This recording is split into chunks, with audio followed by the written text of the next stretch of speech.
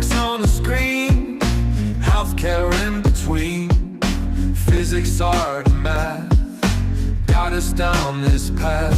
Historical tales come alive, where science and stories dive. Blended facts with heart, knowledge from the start. Meet rich blues we sing, to the future memory. Health and science in the mix, Midridge got the fix. Complex subjects made right clear, now every episode in ways that we actually acquire knowledge leads the way, and ways that make me more efficient. in the world of digital streams, turning knowledge into dreams.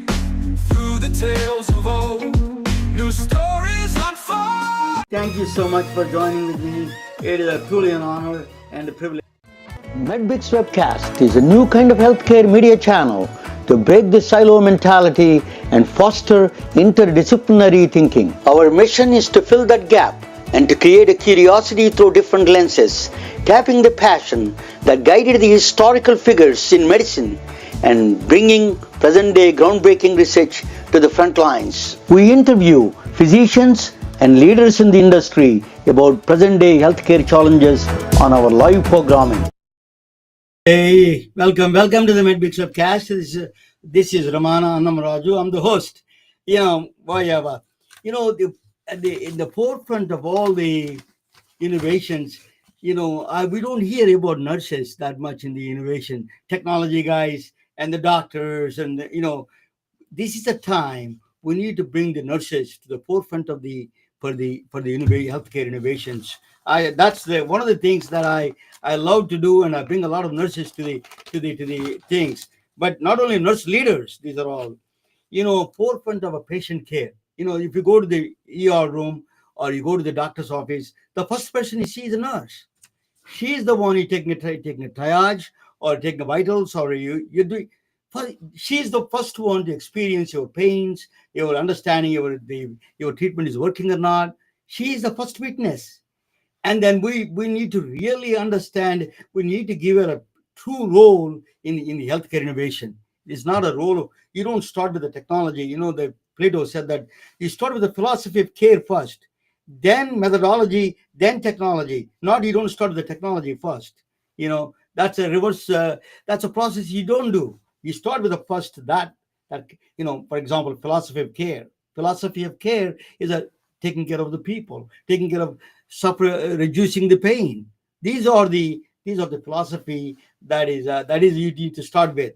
Then you create a methodologies, algorithms, whatever it is. Then we all in Silicon Valley comes in the last, not the first one. So that is, I always say, with healthcare without nurses is like a emperor without clothes. Rather, I put it better way. Is a emperor without the healthcare without nurses is a healthcare without a philosophy, without a purpose, without a compassion. So we need the nurses in the part of the equation. Talking about and also the great thing about nurses are they are great storytellers. I hear a lot of these things. They are the true storytellers of the day. I used to go to the doctor's offices all the times. I used to hear a lot of stories. That's very important. We are humans. We only remember stories. We don't remember all the equations. Even a physicist like me, we don't remember the equations. We remember the stories.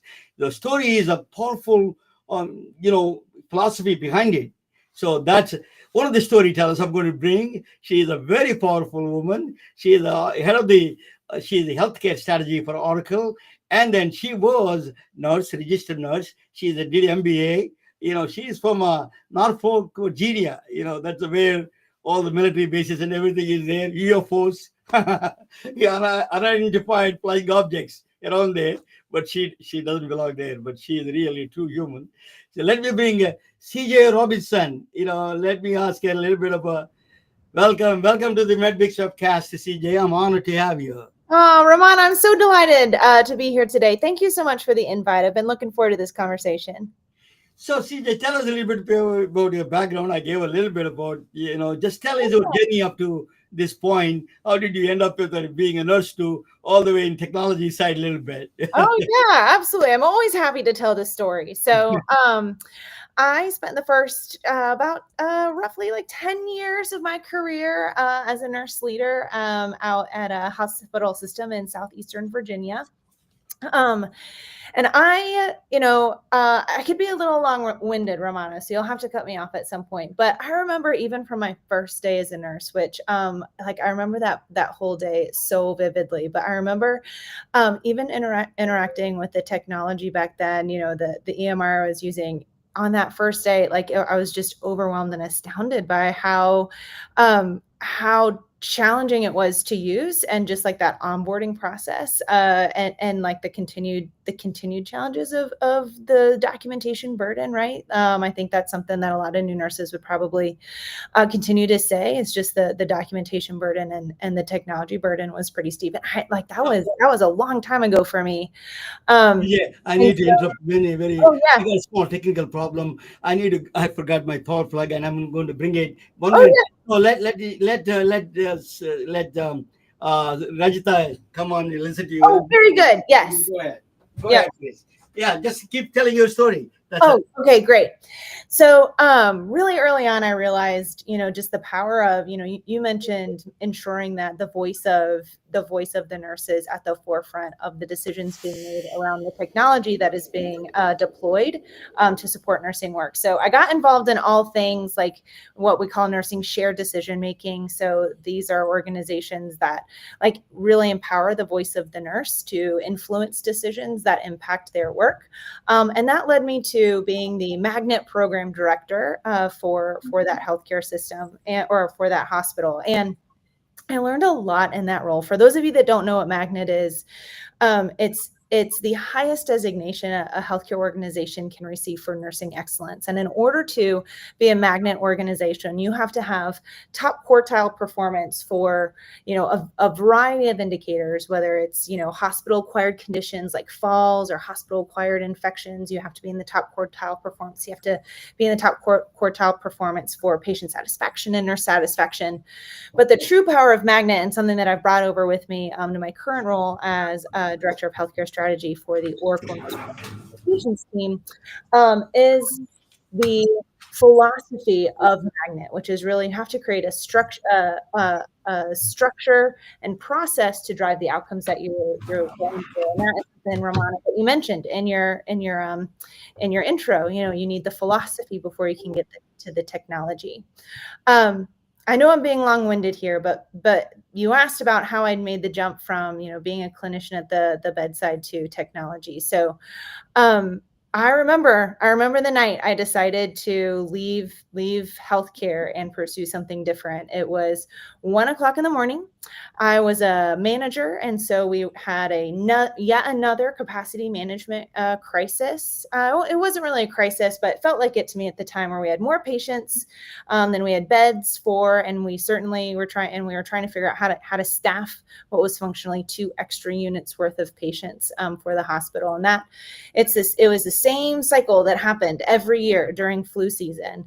And my husband is a software engineer, so I knew that technology could, we could leverage technology to prevent this from happening. And I was so tired of just like the constant cycle. And I had 3 little kids at the time, and my baby woke up, I think it was like around 1:30, and I was going to have to go and staff my unit at 6 a.m. And that's when I was like, I know that there is something we can do something better. We can do something better.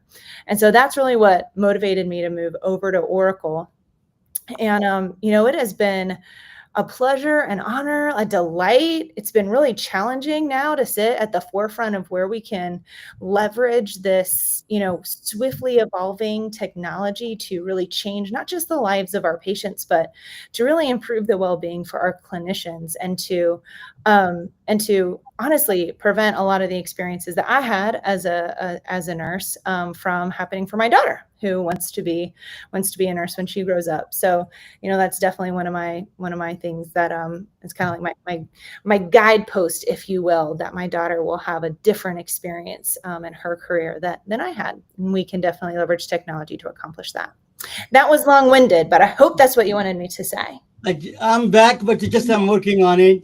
Thank you. Yeah, just let me bring actually the here on the screen that she can be probably is useful to talk with her together.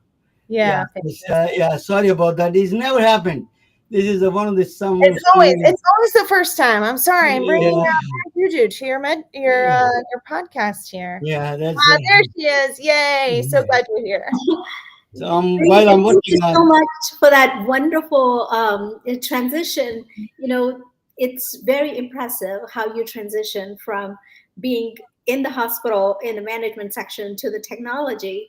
I'm sure that was a huge, huge shift in the beginning for you when you got into it. So how are you fitting like at Oracle with your role as a healthcare strategist? Yeah. So, what is that you do in terms of fulfilling this? How are you making things much technologically better for those nurses? The struggles that you have gone through to now. Yeah. So I'm gonna one of the things I love about this role is basically my ability to connect the voice of the folks doing the work with the folks who build the solution. And so, that going back to like the whole magnet thing, infusing the voice of the clinical staff in the design and the implementation of the tools that they use. So I like even right now, I'm on the road talking to customers and like able to bring that directly and facilitate some of those conversations with our internal teams that we're building tools that people love to use. But I think one of the things that is really important but easily overlooked is, there's a lot of like cool, really amazing solutions that we can bring to bear when it comes to improving the lives of our clinicians and like really supporting that healthy work environment that we really need to ensure that we are preserving the well-being of our workforce. But it's so important, like when you're thinking about all the different ways that we can leverage technology to improve the way that somebody's working, is to ensure that we're deploying it in a way that's really fit for purpose. And that involves deeply understanding not just how people work today, but having a really strong vision of how they can work tomorrow. And so it's this delicate balance of, we don't just want to replicate what we've always been doing and like support what we've always been doing. We do want to be able to reimagine how we work, but that requires first like some of that fundamental understanding of like what's out there and how can we like how do you really meaningfully leverage it in your day-to-day work.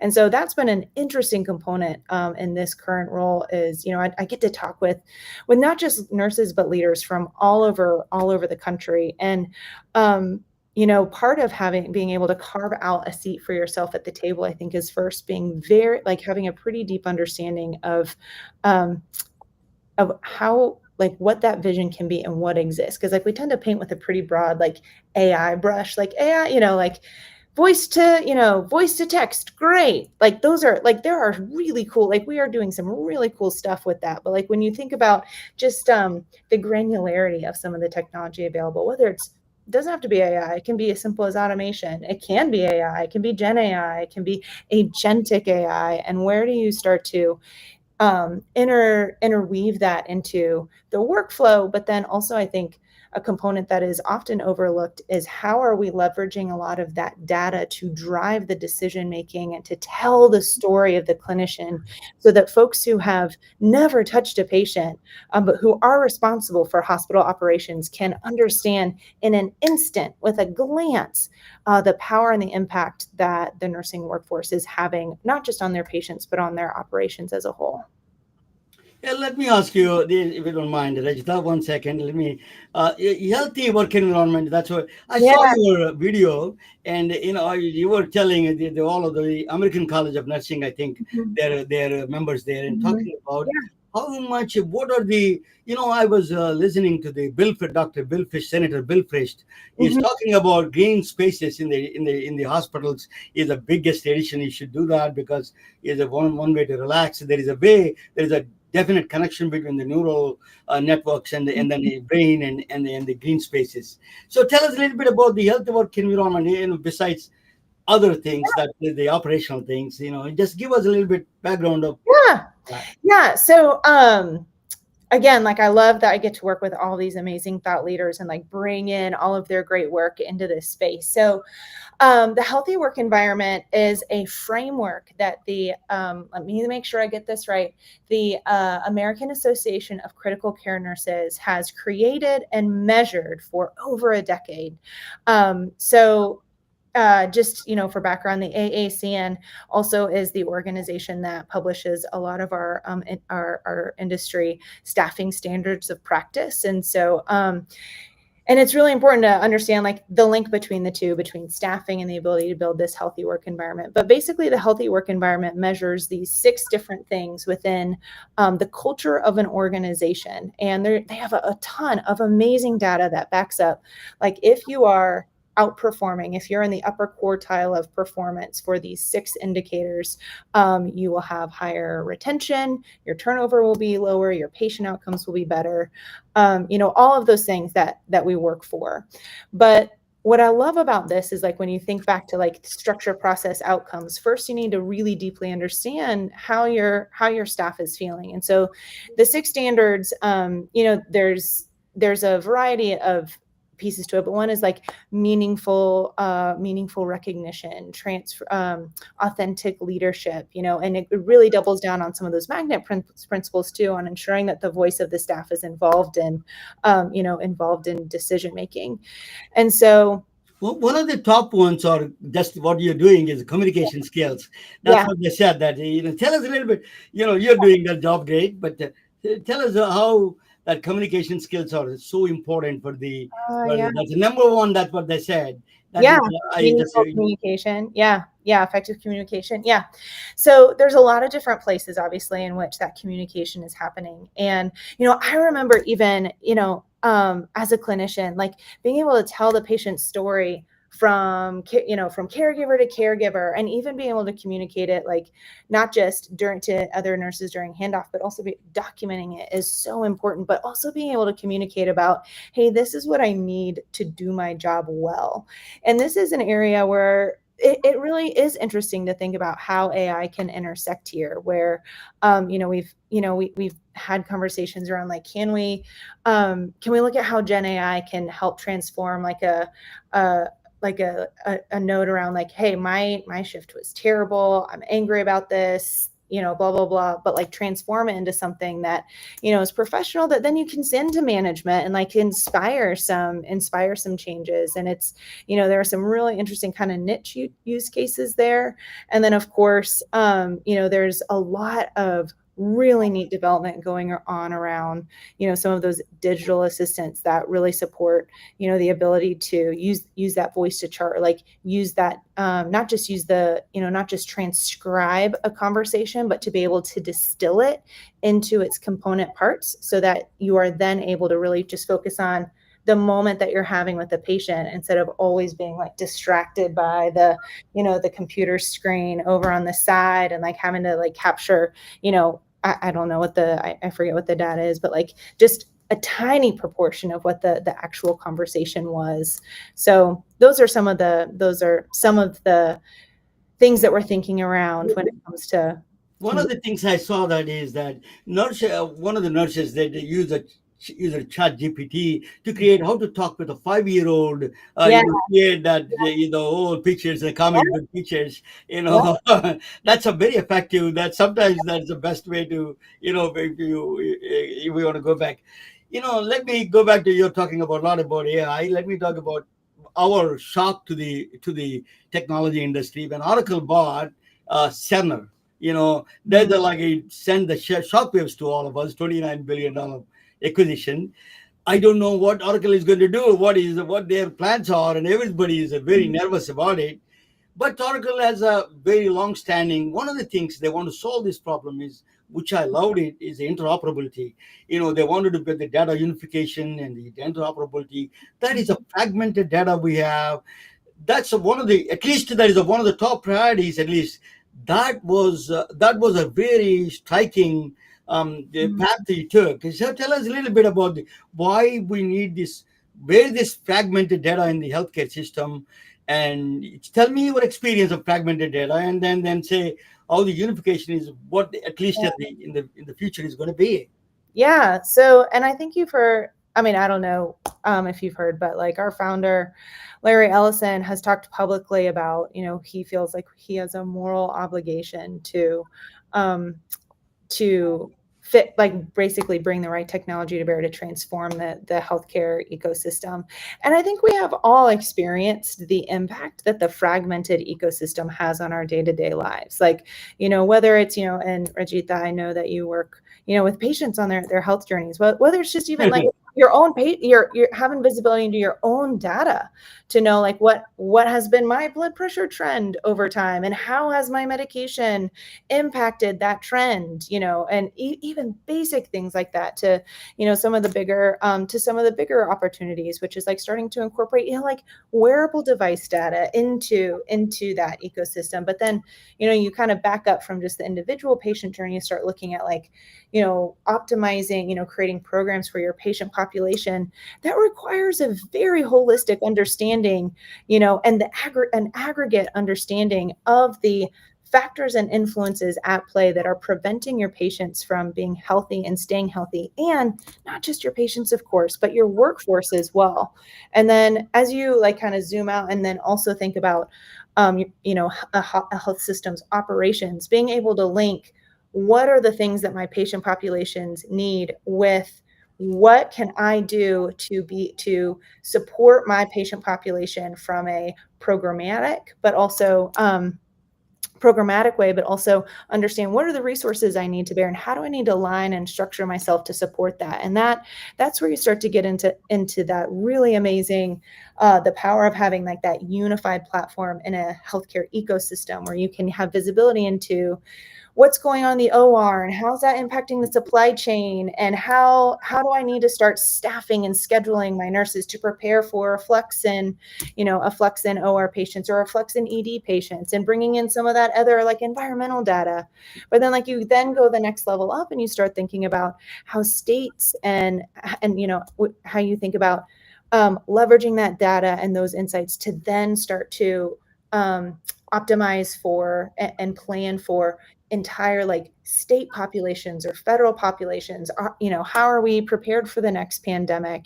How is our national workforce readiness for the next big crisis? There's just endless possibilities. And then of course, the big thing is like AI. If we want to build AI models that are really going to make our clinicians and patients' lives better, you need that data to drive those models, and the creation of those, and that the data driving those models has to have it is so much more powerful when you have that kind of holistic view of the data. One of the areas that during the pandemic we saw that the remote patient monitoring, they're giving a number of variables. I used to do a lot of it. One of the things the doctors didn't like it, because the reason is physicians and nurses did not like it, because it's too much data, and the bathroom data, some of them are real, some of them are fraudulent, some of them are nonsense. So they're all data is coming in. Who is going to watch this 24 hours a day? We need the technology to filter that out. AI need that. Now it makes a lot more sense now that AI can filter all these good things and bad things, and it gives the right picture to the healthcare providers. That is the way technology is a huge play in the wearable area, right, CJ? Yeah, absolutely. And I think it will really transform.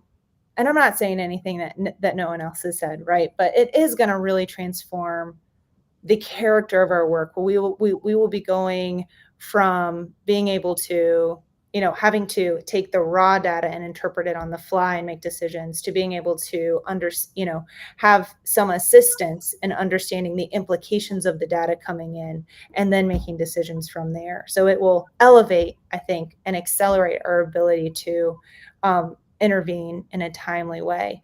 Now, I will confess, I had again, I love talking to people in healthcare. It's fantastic. So I was out talking to a customer today, and one of the things, they're operationalizing AI. They have a fantastic, AI governance model where they evaluate the models coming in for both like the clinical setting and of course the back office setting. But one thing that they brought up is, the ability to measure the actual like ROI and effectiveness of these models. And like, I like this org is so fantastic. They're I think a little bit ahead of the curve in terms of like having a structure in place to be able to do this. But they had a clinical AI model, and it was, their clinicians were like, it is hallucinating. It's not doing what we need it to do. It is not helping. It's making my life harder, and so they got rid of it. And I think we're going to see a lot of cycles of that as we continue to refine, refine what we build, but also how we build it and who is at the table when we build it as well. CJ, I will hand over a little bit after that to Rajita, but the American healthcare system is a paradox. More you spend, less care you are getting. What is this? That patients are not happy, doctors are not happy, nurses are not happy, no one is happy in the system. What is wrong with that? How do you think? Where is you are the first, the witness for all these things. You are the front line. You're on the front line for that. Yeah. What do you think we need to fix in this area? What are the things is challenging here?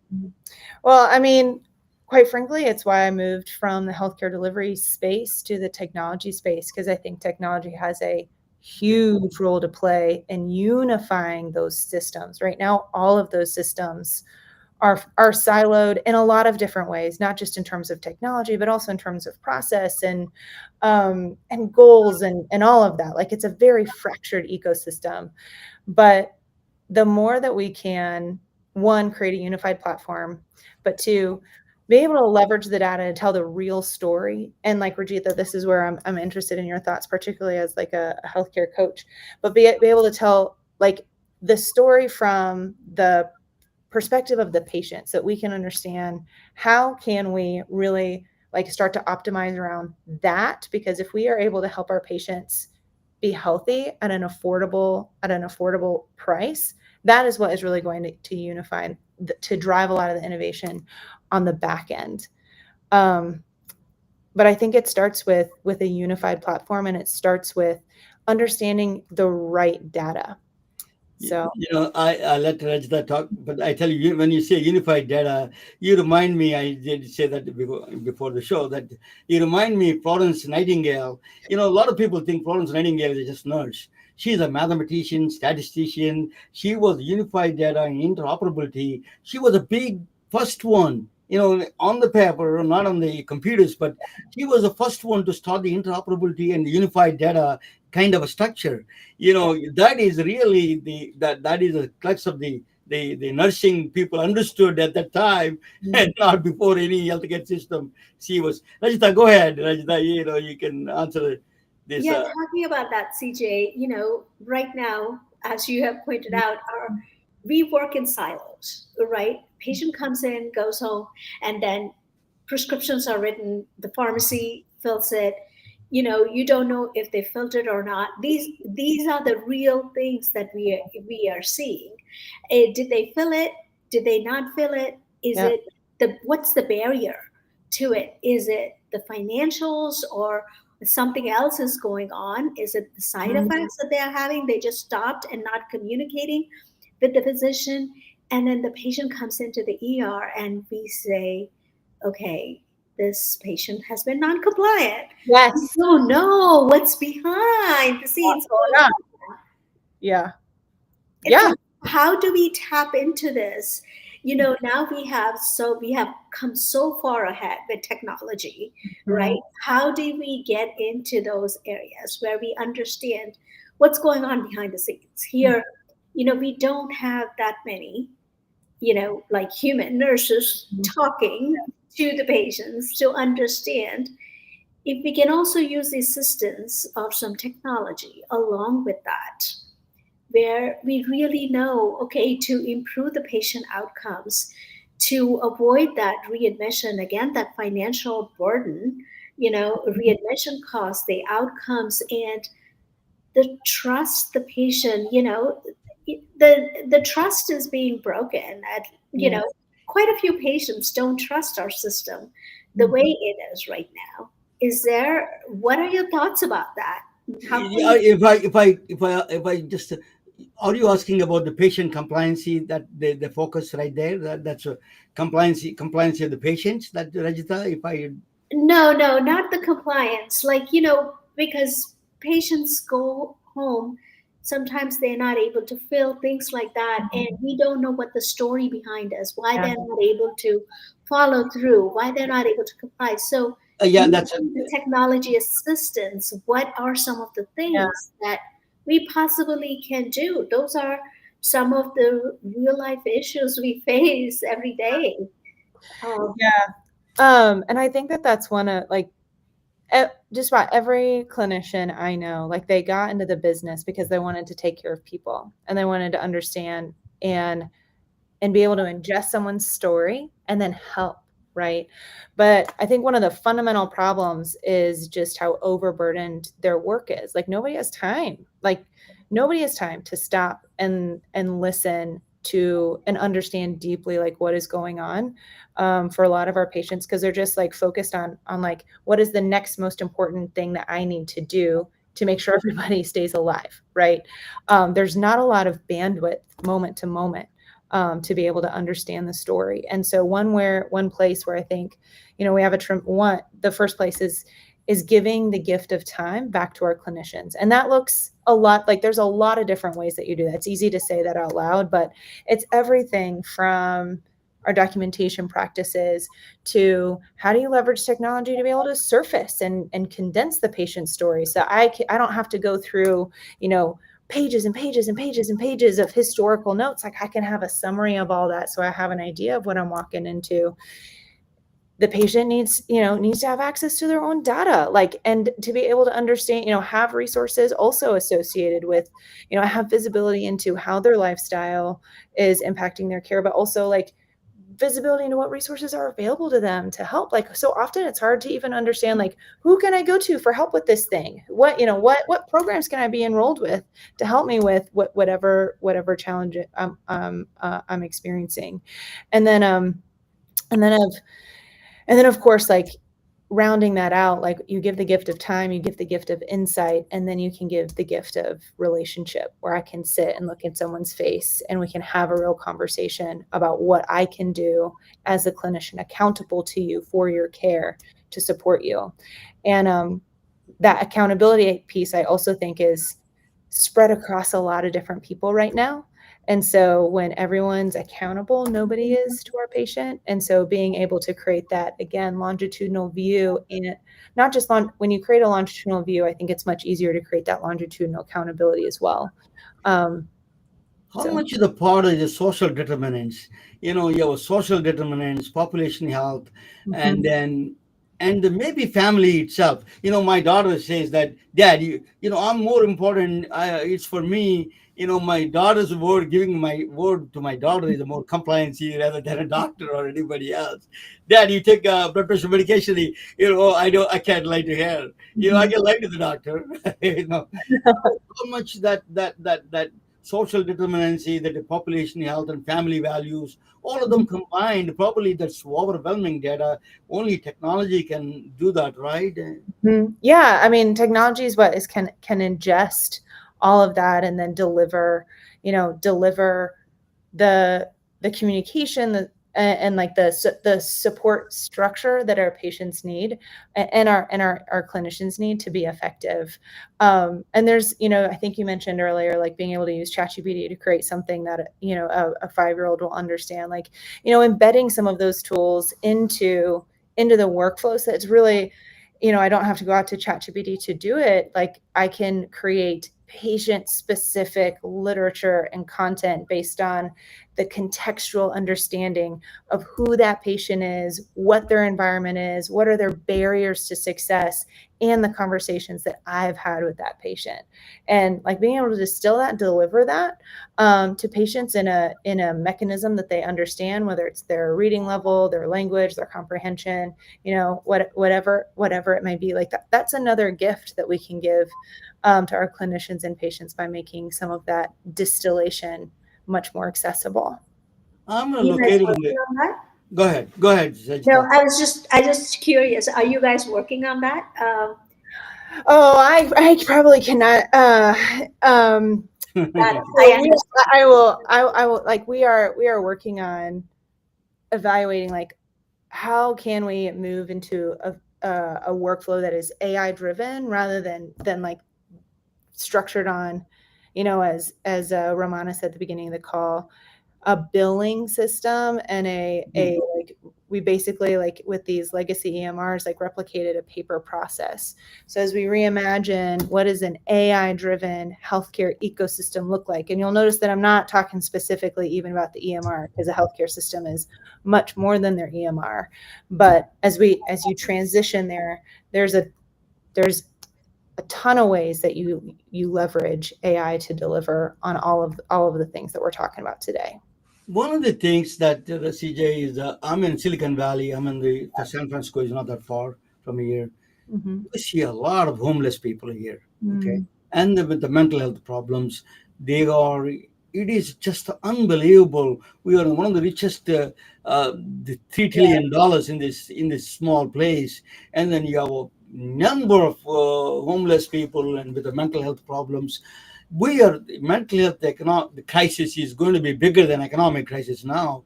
So how do you think that we can address this? I'm asking you as a nurse, how do you see peace every day within the family, outside of the family, your friends and family? This is a big problem.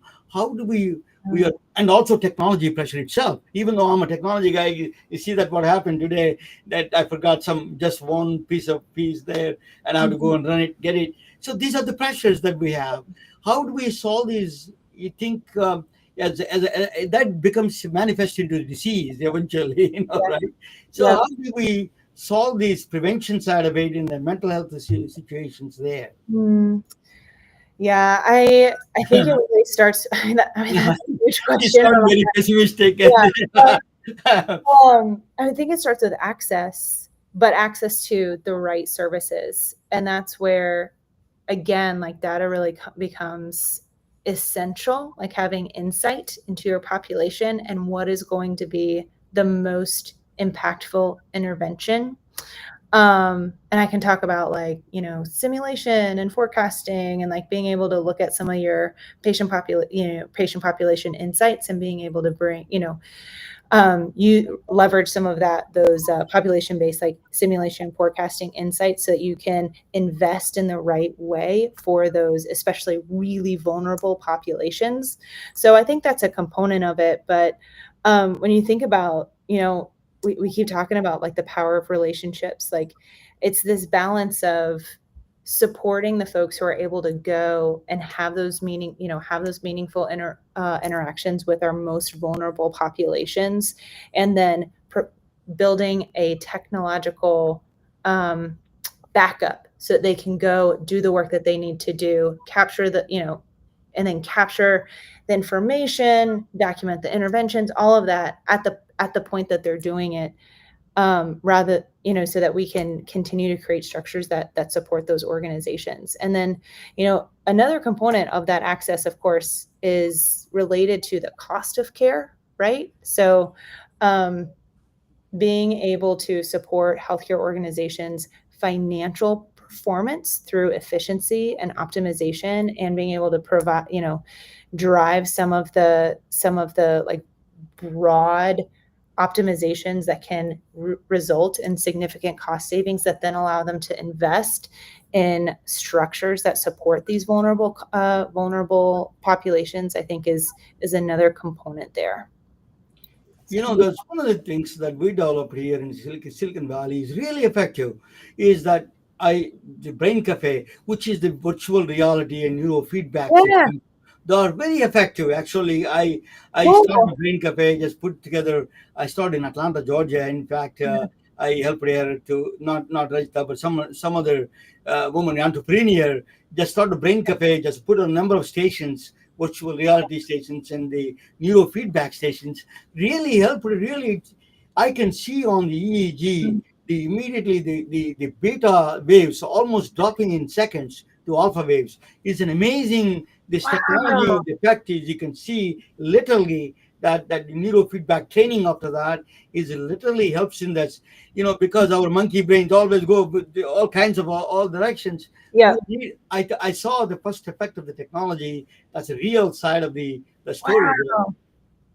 Yeah. Yeah, and I love, like, I do tend to get so caught up in like my operational mode of like, how do we leverage technology to make the life of the clinician better? But I love you bringing up like some of these, really neat and dynamic, cutting edge, like creative ways that we can bring some of these solutions to bear on, just across the whole spectrum of healthcare delivery. I think. I was talking to another friend who's in a pediatric hospital, and they're also using like AR and VR in really interesting ways, and to help decrease anxiety, like during procedures or like before procedures. And like my daughter just had to go get like blood drawn, and they had this whole like, she just put the goggles on, and like it was like a happy ocean scene or something like that, and they drew her blood, no problem. Something she was super anxious about, and then it turned into something fun. So it's really neat. So Rajita used to tell me that write something. You write every day. Whatever you're feeling in the morning, they write it down, and yeah, really effective. Some extent I need to tell her that. But that's one in the if you don't have the technology access to technology, that's a one way to solve the problem. Yeah. Rajita, that nurses go Simple. through a lot of stress. Yes. Nurses are the first frontline critical care nurses. We interviewed one of them before with you. So tell me a little bit about that. How do you solve that the stress the nurses, particularly critical care? That is I cannot imagine somebody is dying on them every day. Every what do you say to that situation there? Can you hear me? Can you hear me? What happened? Uh-oh. Did we lose her? Oh no. Rajita, can you hear us? Testing, testing, one, two, Yeah, three. yeah, yeah. Oh, Yeah, I thought you were asking CJ. no, I'm asking you. The question is that nurses go through a lot of stresses in the everyday. The particularly critical care nurses. She was mentioning. CJ is talking about that the webinar. So that is really stressful. I mean, I cannot imagine everybody is dying on them or heart attack and life and death questions. How do you face that? How do you that mental health is? I cannot imagine from outsider. Tell me about that. How do you solve that stress for them? What kind that of that's what that is very challenging, because when you are seeing these patients, either dying on you or not getting better, you're working with them. So that's why kind of lot of the healthcare facilities now, I am at Emory, we have a very robust wellness program. So we have a lot of initiatives with the employees, like stress first aid. We have those resources for them. And then I have recently just completed a research study on breath work, simple breath work that we have it already amongst, with us, the breathing, using that to lower the stress, get into that sympathetic, get out of that, get out of the sympathetic, get into the parasympathetic. How can we calm ourselves? Even simple things like, you can get out, into the nature, look out the window, just that greenery. And earlier, what Ramana was saying, expressive writing, the research was done by Dr. Pennybaker, where you just put in all your thoughts there and you tear it up and disconnect those emotions from that. So there are a lot of different programs that we offer for the employees, where they have also like a Zendan room where they can go in, take little breaks, and also talking to them. We have chaplains going around, talking to them, serving some tea, just having casual conversation. These are the different things quite a few of the healthcare institutions are doing to help their employees with their mental health, for their own health, because when the nurses are healthy, healthy nurse is a healthy nation.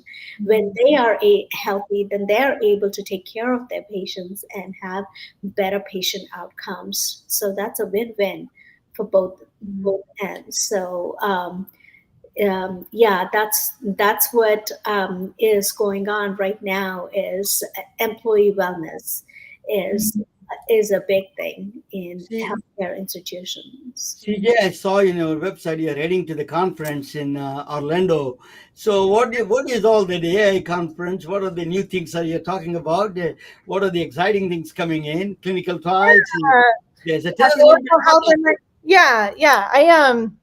So what that healthcare conference is really all about, where, what is our innovation in healthcare look like right now, and what we have today and where it's going. So some of the things that I'm really excited that we get to participate in, that I get to participate in. So we'll be sharing a lot around, clinical analytics. We'll be sharing a lot around what we are doing to drive that new AI-driven workforce and that AI-driven workflow.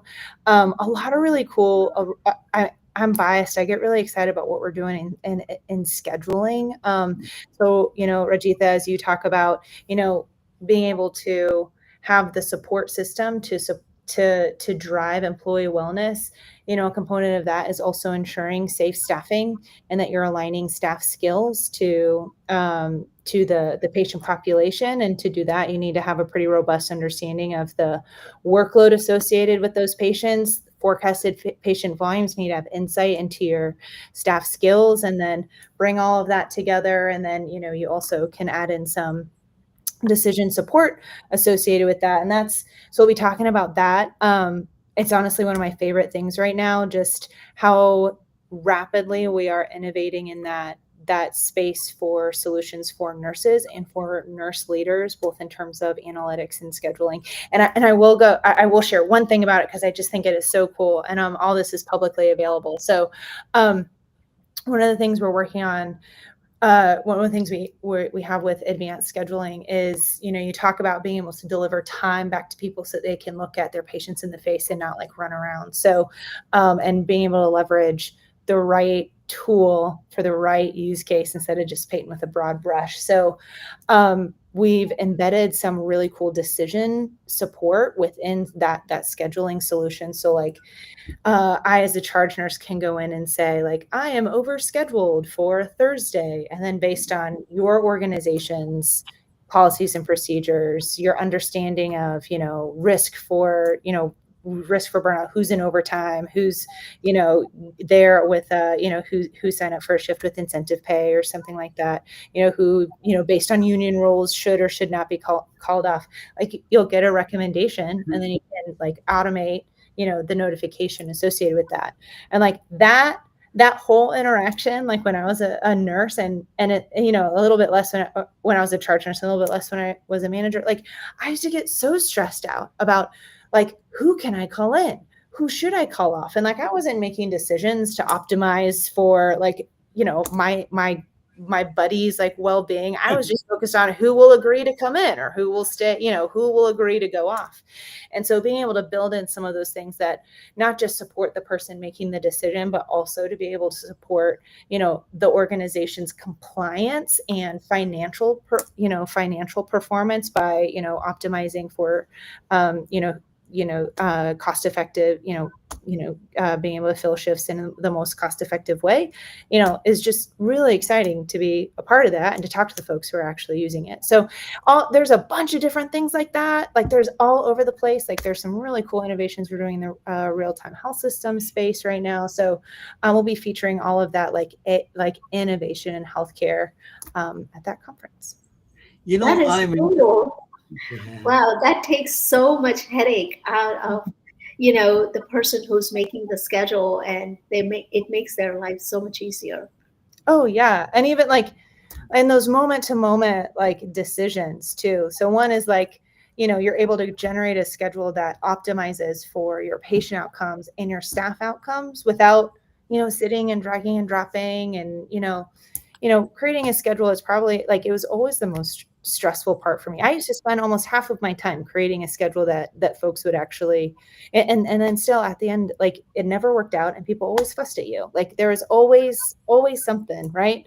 But to be able to deliver that time back to our leaders so that then they can do more strategic things and then have confidence that the schedule that is generated is based on insights that you would never really necessarily, like the human brain cannot really generate, right? And then of course the decision support too, like and like it'll just keep going. So like, I was talking to another organization just about, and I think Romano, we were talking about it before this call, like the ability to tell your story is the most impactful, the most powerful tool that you have. And something that I think in nursing that we've struggled with a long time is the ability to effectively tell our story to folks who have never touched a patient, right? Who have never been on a floor, who have never had like the call bell and the beeper and the doctor and the other nurse and the patient calling out of bed. Like they've never had that like overwhelming experience of I have too much work for one person to do. And if I fail, something horrible is going to happen.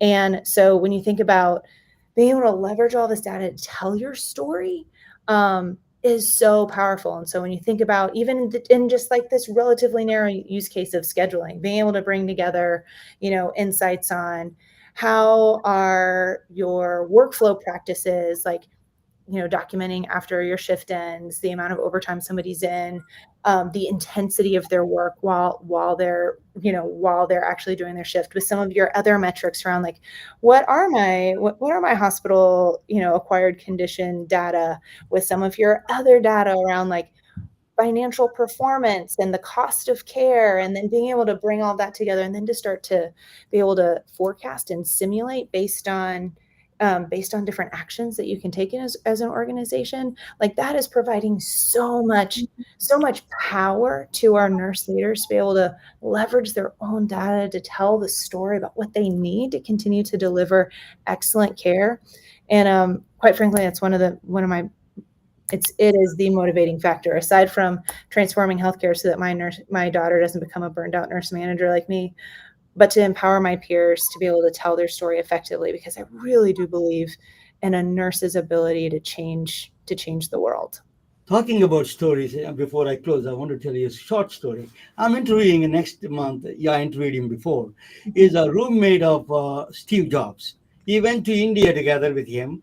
He traveled India together. He told me a story that's very striking to me. He said that he was traveling in the northern part of India, in the Himalayas and all this. He saw at the 1960s, India, where me and Rajita come from, the India is under a poverty stricken.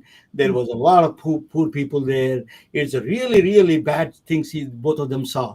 Beggars everywhere. There are people starving. 1960 is a very different world. India is. You know what?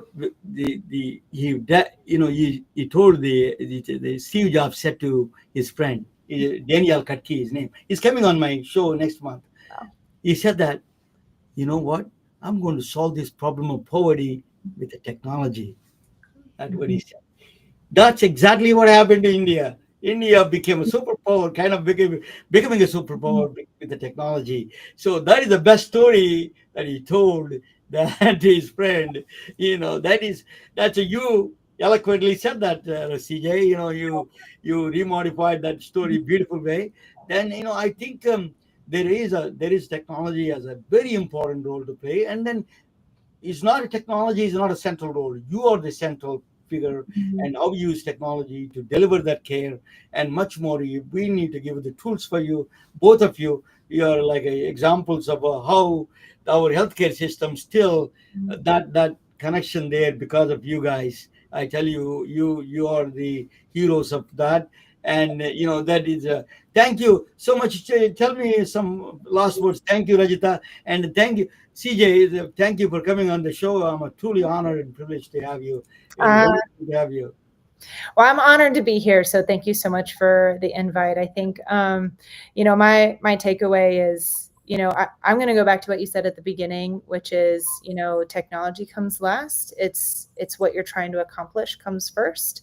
And at the end of the day, what we're all here to do is to drive healthier lives and to support our neighbors, or support our fellow man in living as long and as healthfully as we can. And so, our role as the ability, playing a center role in the ability to orchestrate the technology and the data in this moment of tremendous upheaval and change is definitely an exciting time. But I do deeply believe that the unique skills that nursing brings to the table to identify and orchestrate the opportunity that we have at this moment of flexion is unparalleled across the healthcare industry. Thank you. Beautifully said. Unless we bring a digital twin for CJ. Right. Good morning. Hey, good night, all of you. Thank you for joining us. Stay there on the line. And just thank you so much. Net bricks on the We are retelling their stories through our patented designs that can be worn on scrubs, t-shirts, printed on conference bags, and endless other promotional materials.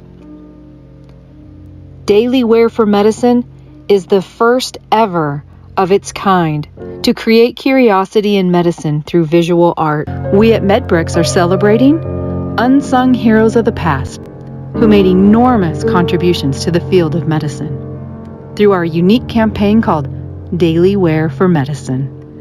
You can wear it, carry it, and give it.